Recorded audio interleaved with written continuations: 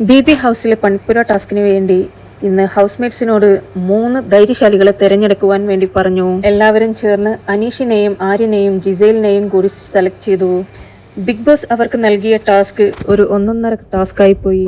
3 പേരോടും അവിടെയുള്ള 3 ടേബിളിന്റെ ബാക്കിൽ പോയി നിൽക്കുവാൻ വേണ്ടി പറഞ്ഞു. ടേബിളിന് മുകളിൽ വെച്ചിരിക്കുന്ന കാർഡായിരുന്നു അവരുടെ ടാസ്ക്.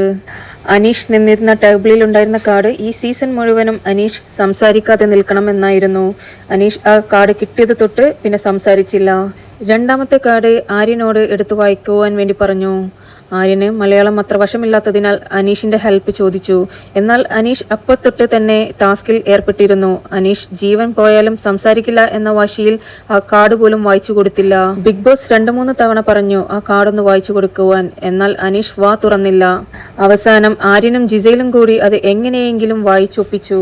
എന്നാൽ കാർഡ് വ്യക്തമായി വായിക്കുവാൻ വേണ്ടി ഹൗസ്മേറ്റ്സിൽ നിന്ന് ഒരാളോട് വരാൻ പറഞ്ഞപ്പോൾ അപ്പാണി ശരത് ഓടി വന്നു. എന്നതിന് ശേഷം അപ്പാണി ശരത് അത് വളരെ വ്യക്തമായി വായിച്ചു കൊടുത്തു. ആര്യന് കിട്ടിയിരിക്കുന്ന കാർഡ് മുന്നിലിരിക്കുന്ന ജ്യൂസ് വലിച്ചു കുടിക്കുക എന്നതായിരുന്നു. ജിസൈലിന് കിട്ടിയിരിക്കുന്ന കാർഡിൽ തലമുണ്ടലം ചെയ്യുക എന്നതായിരുന്നു. ബിഗ് ബോസ് പറഞ്ഞു എങ്ങനെയെങ്കിലും ചർച്ച ചെയ്ത് നിങ്ങൾ തീരുമാനിക്കുക ഏത് കാർഡ് ആരൊക്കെ യൂസ് ചെയ്യുന്നു എന്നത്. എന്നാൽ ഒറ്റ പിടിയാലെ നിൽക്കുന്ന അനീഷ് താൻ എന്തു വന്നാലും സംസാരിക്കില്ല എന്ന വാശിയോടു കൂടി ആ കാർഡ് മുറുകെ പിടിച്ചിരുന്നു. പിന്നെയുള്ള 2 ഓപ്ഷൻ, ഒന്ന് ജ്യൂസും ഒന്ന് തലമുണ്ടലും ചെയ്യുക എന്നത് മാത്രം. പലതവണ അവർ അനീഷിനെ ചർച്ചയ്ക്ക് വിളിച്ചപ്പോഴും ചർച്ചയിൽ പോലും ഏർപ്പെടാതെ മരം പോലെ നിൽക്കുകയായിരുന്നു അനീഷ്. ഹൗസ്മേറ്റ്സ് ഇതെല്ലാം വീട്ടിലെ ടിവിയിൽ കാണുന്നുണ്ടായിരുന്നു. അവസാനം ജിസയിലും ആര്യനും തമ്മിൽ സംസാരിക്കുവാൻ തുടങ്ങി. ജിസേലിനോട് നീ ഒരു പെൺകുട്ടിയായതുകൊണ്ട് നിനക്ക് മുട്ടയടിക്കുവാൻ പറ്റുകയില്ല.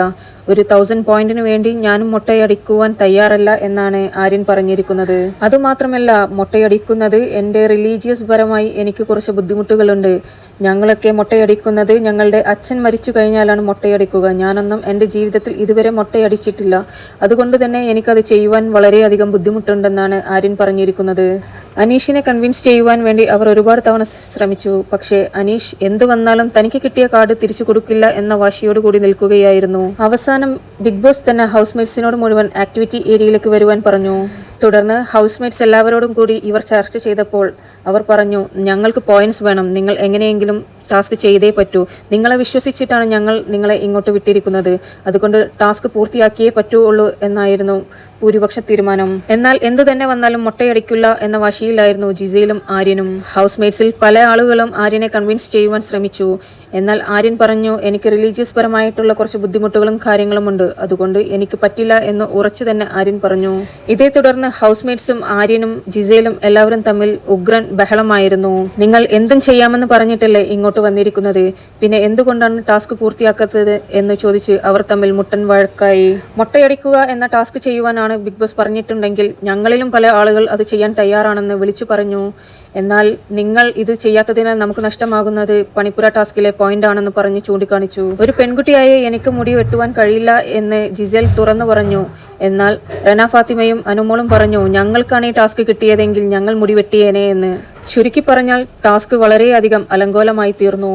പിന്നീട് ബിഗ് ബോസ് എല്ലാവരോടും ലിവിംഗ് ഏരിയയിലേക്ക് പോയിരിക്കുവാൻ പറഞ്ഞു. ടാസ്ക് പൂർത്തിയാക്കാത്തതിനാൽ അവരുടെ 1000 പോയിന്റ്സ് ബിഗ് ബോസ് കട്ട് ചെയ്തു. ടാസ്ക് ക്യാൻസൽ ആവുകയും ചെയ്തു. ഇതിനു ശേഷമായിരുന്നു അനീഷ് തന്റെ വായ തുറന്നത്. അനീഷ് വാ തുറക്കാൻ വേണ്ടി വെയിറ്റ് ചെയ്യുകയായിരുന്നു മറ്റുള്ള ഹൗസ്മേറ്റ്സ്. അക്ബറും അപ്പാനിയും ഇടവും വലവും നിന്ന് അനീഷിനെ പിടിച്ചു കുടഞ്ഞു. നിന്നെ വിശ്വസിച്ച് അങ്ങോട്ട് പറഞ്ഞയപ്പിച്ച് ഞങ്ങളെ പറഞ്ഞാൽ മതി. ഒരു ടാസ്കിന്റെ ഭാഗമായി ചർച്ചയ്ക്ക് പോലും നിൽക്കാതെ നീ എന്ത് മനുഷ്യനാണ്, സെൽഫിഷാണ് എന്ന് പറഞ്ഞ് എല്ലാവരും അനീഷിനെ ക്രൂശിച്ചു. അക്ബറും അപ്പാനിയും വളരെയധികം ടെമ്പറായിരുന്നു. അക്ബർ കയ്യിൽ കിട്ടിയ പില്ലോ വരെ അനീഷിന് നേരെ എടുത്തെറിഞ്ഞു. ചുരുക്കി പറഞ്ഞ ബി ഹൗസിൽ ഇന്ന് അടിയുടെ മേളമായിരുന്നു.